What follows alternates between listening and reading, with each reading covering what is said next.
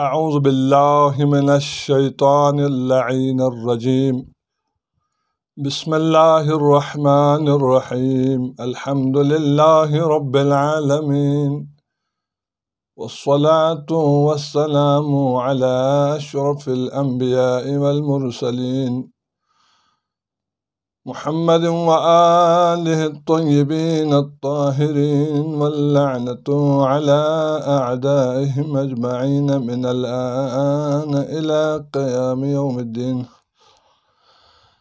اما بعد فقد قال اللہ تبارک وتعالی فی محکم کتابہ المجید وفرقانہ الحمید وهو اصدق الصادقین وقولہ الحق بسم اللہ الرحمن الرحیم یا ایہا الذین آمنوا کتب علیکم الصیام کما کتب علی الذین من قبلکم لعلکم تتقون صدق اللہ العلی العظیم۔ سامعین محترم و ناظرین کرام، سلام علیکم ورحمۃ اللہ وبرکاتہ۔ سلسلہ دروس سے ماہ مبارک رمضان معارف رمضان آپ کی خدمت میں پیش کی جا رہی ہے۔ ہر روز کے کچھ نہ کچھ دروس دعائیں اور احادیث قرآن کی روشنی میں کچھ باتیں آپ کی خدمت میں پیش کر رہے ہیں۔ انشاءاللہ امید ہے کہ مومنین استفادہ کر رہے ہوں گے۔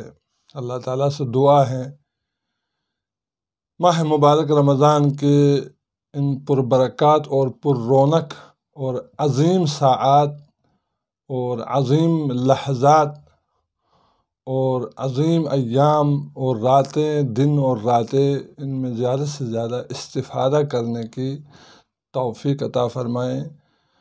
تمام مومنین و مومنات کی دعائیں، روزے، عبادات، طاعات اپنی بارگاہ میں قبول منظور فرمائے، اور مریضوں کو اس وقت یہ جو کورونا کی بیماری آئی ہوئی ہے پورے عالم میں، خصوصاً مسلمانوں کے ہاں، تمام مسلمانوں کو اس بیماری سے نجات عطا فرمائے، تمام عالم انسانیت کو اس بیماری سے نجات عطا فرمائے۔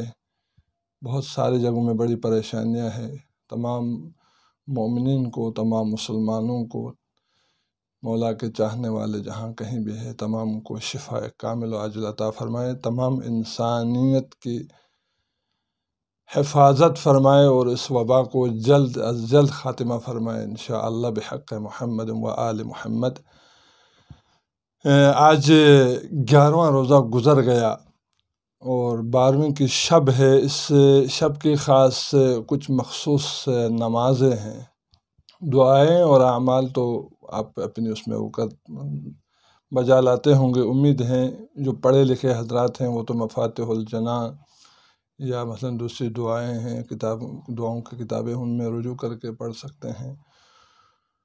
جو پڑھے لکھے نہیں ہیں وہ بھی ماہ مبارک رمضان میں، کیونکہ روزہ دار کے سانس لینا بھی، سونا بھی عبادت ہے، تو تسبیح میں، ذکر خدا میں ہی رہتے ہیں روزہ دار۔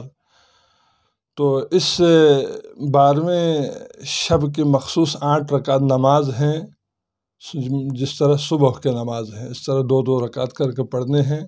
سورہ حمد کے بعد سورہ قدر انا انزلناہ پڑھنے ہیں، اس میں یہ 8 رکعت ہے،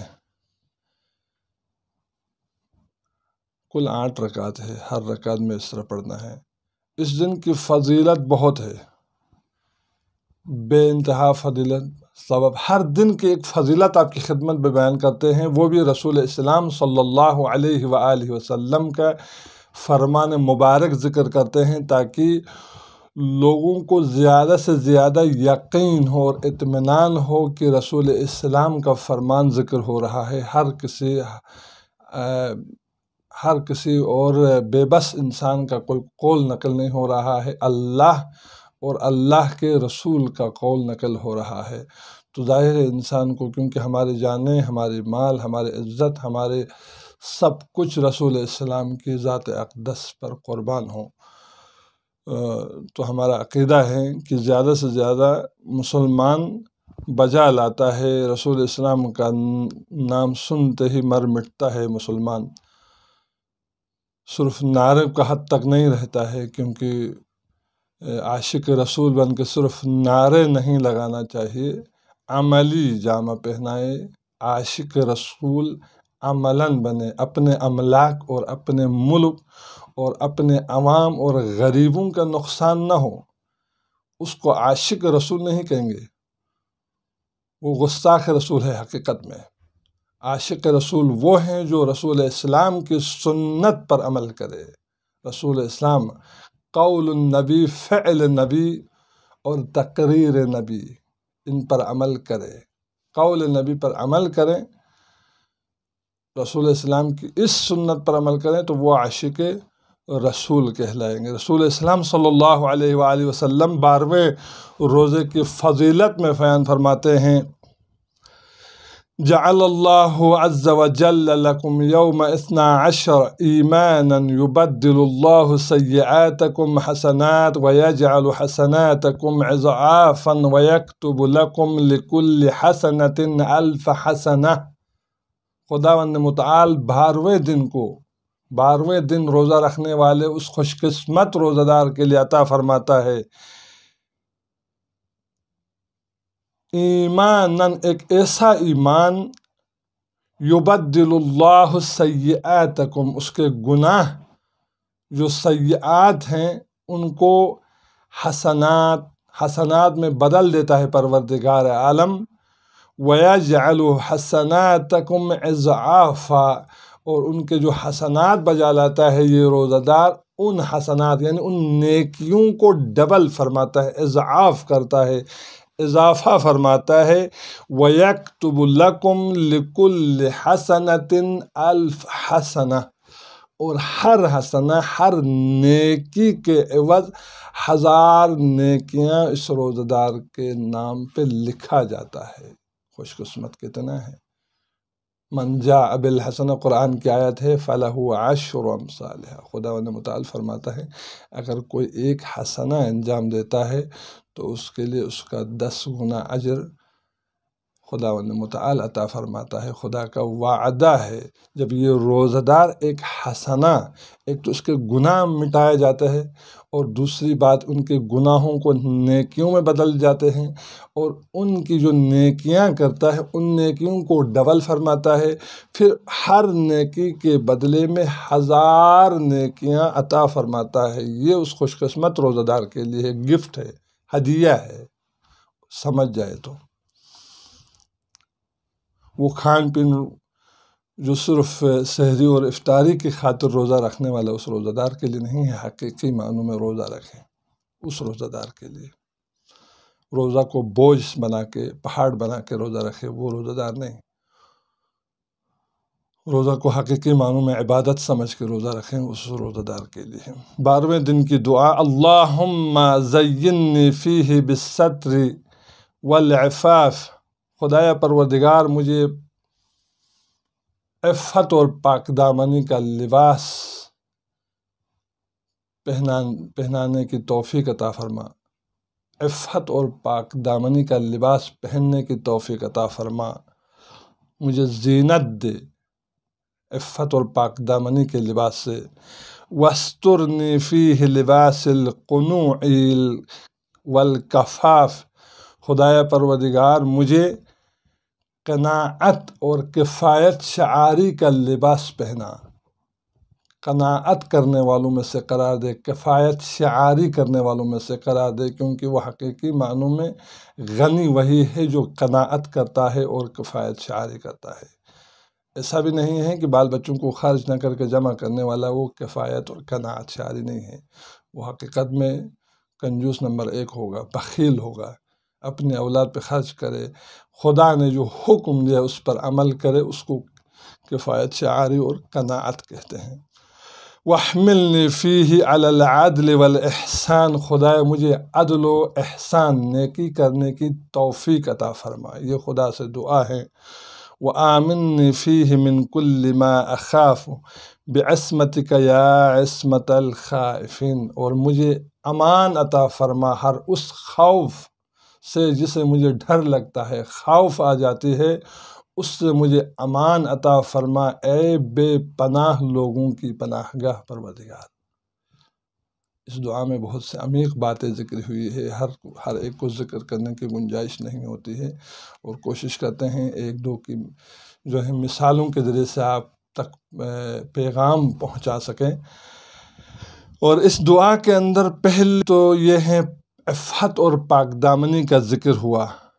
خدائے مجھے عفت اور پاک دامنی کا لباس زیب تن فرما، اور قناعت اور کفایت شعاری کے لباس پہنا دے مجھے، اور عدل و انصاف کی توفیق عطا فرما، اور چوتھی چیز یہ ہے کہ امن اور امان عطا فرما۔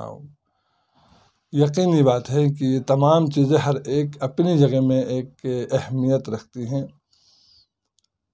عفت کی ہی بات کریں گے ہم، اور آخر میں آپ کو قناعت کے حوالے سے ایک روایت ذکر کروں گا۔ عفت کسے کہتے ہیں لغت میں؟ عفت عما لا یحل، عفت کا لغت میں ایک معنی یہ ہے کہ ہر اس گناہ سے، ہر اس ناجائز کام سے دور رہنے کا نام کیا ہے؟ عفت ہے۔ اور دوسرا جو معنی کیا ہے الصبر والنزاحہ، عفت کا معنی یہ ہے کہ صبر کرنا، ہر اس کام سے صبر کرنا جس کا صبر کا حکم دیا گیا ہے۔ والنزاحہ، نزاحہ کا معنی یعنی دوری اختیار کرنا، نزاحت عن الشیء، کسی بھی کام سے، کسی بھی چیز سے دوری اختیار کرنے کا نام ہے عفت، عفت پاک دامنی۔ اور عفت اور پاک دامنی کے حوالے سے جتنا بھی کوشش کیا جائے دروس دے دیں، جتنے بھی بیان احکامات اس کے حوالے سے بیان کریں کم ہیں۔ عفت ہو، پاک دامنی ہو تو سب کچھ حاصل ہو سکتا ہے۔ آج کل بہت سارے نوجوان لڑکے لڑکیاں، بہت سارے انسان اسی وجہ سے برباد ہو رہے، اپنی دنیا بھی تباہ کر رہے ہیں اور آخرت بھی تباہ ہو رہی ہے۔ وَلْيَسْتَعْفِفِ الَّذِينَ لَا يَجِدُونَ نِكَاحًا، اگر کوئی جوان اگر نکاح نہیں کر سکتا ہے، اگر شادی نہیں کر سکتا ہے تو وَلْيَسْتَعْفِفِ الَّذِينَ لَا يَجِدُونَ نِكَاحًا، اس کے لیے چاہیے عفت اختیار کرے، اپنے گناہوں پہ کنٹرول کرے، ریاضت کرے، تاکہ اس کے لیے بہتری ہو۔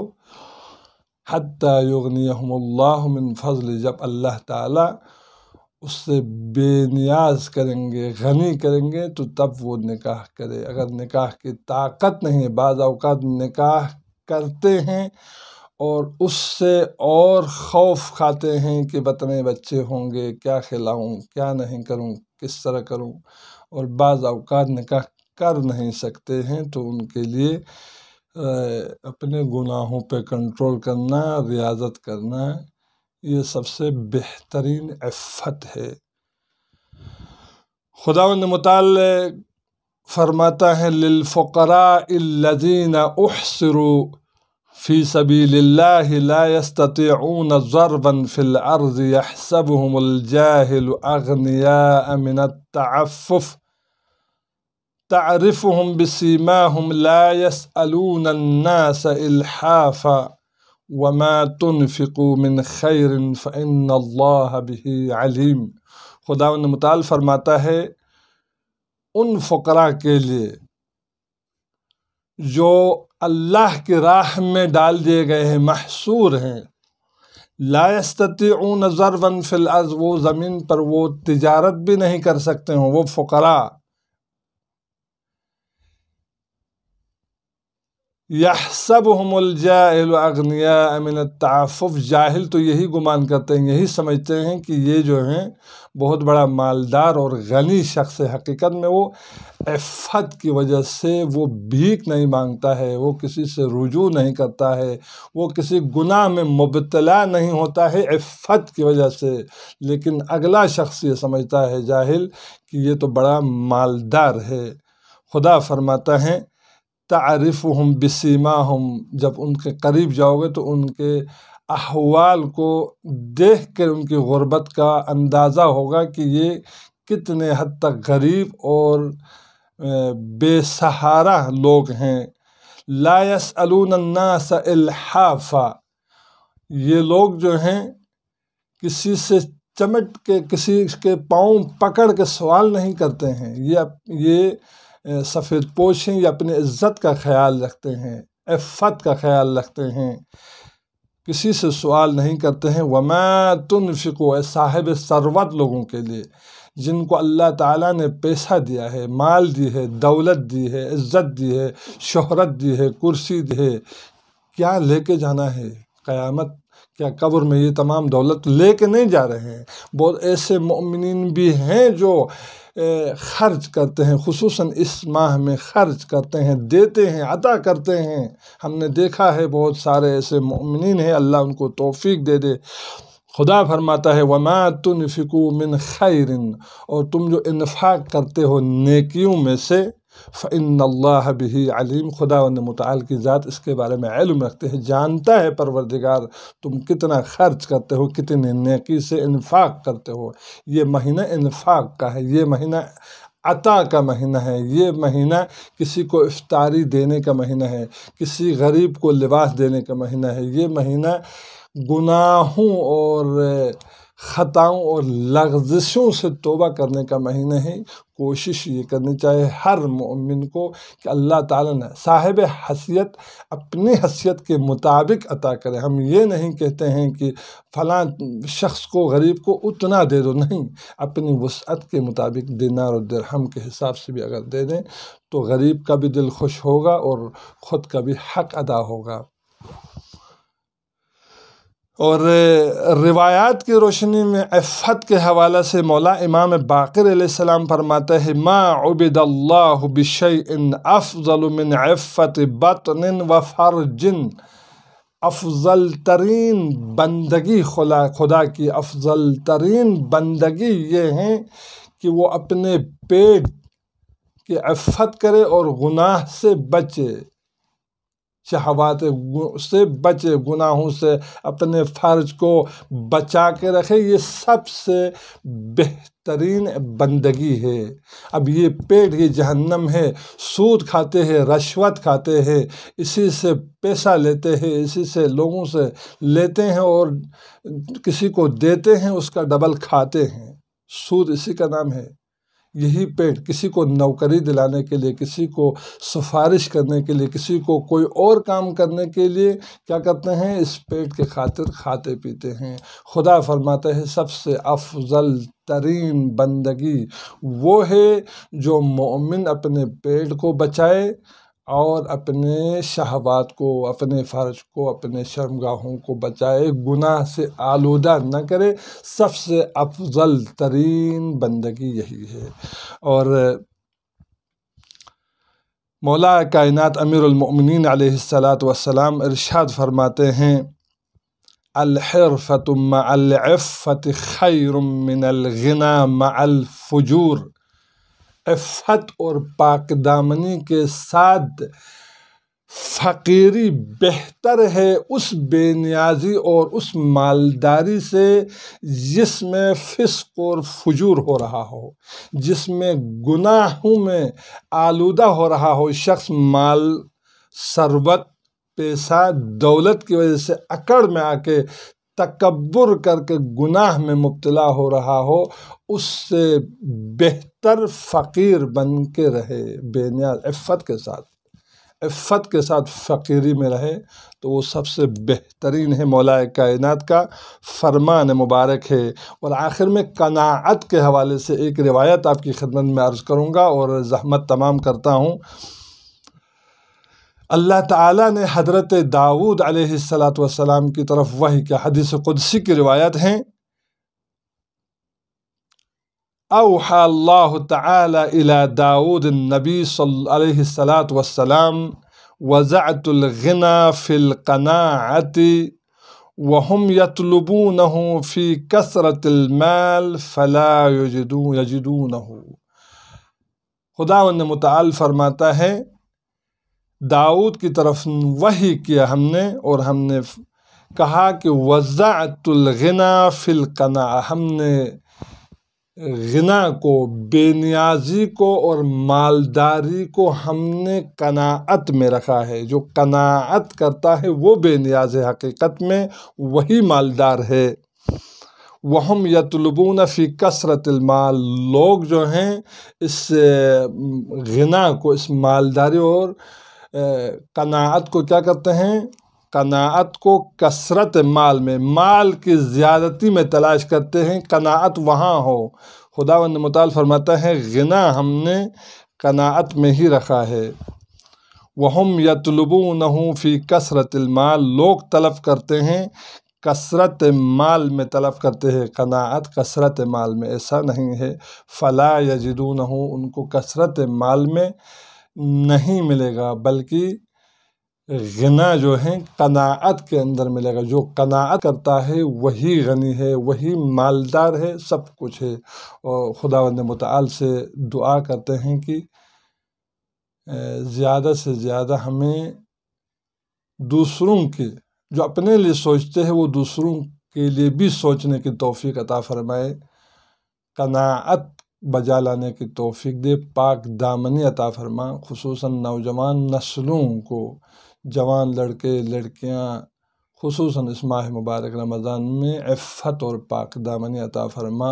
اور ہمارا درس کا بھی یہی وہ ہے مقصد اور ہدف، یہی ہے کہ زیادہ سے زیادہ ایک اچھی سی بات آپ تک پہنچ جائے، زیادہ سے زیادہ۔ خداوند متعال سے دعا ہے کہ مومنین کو اس چیز پر عمل کرنے کی توفیق عطا فرمائے، اپنی بارگاہ میں ان تمام اعمال کو، دعاؤں کو اپنی بارگاہ میں قبول و منظور فرمائے۔ وآخر الدعوانا ان الحمد للہ رب العالمین، والسلام علیکم ورحمۃ اللہ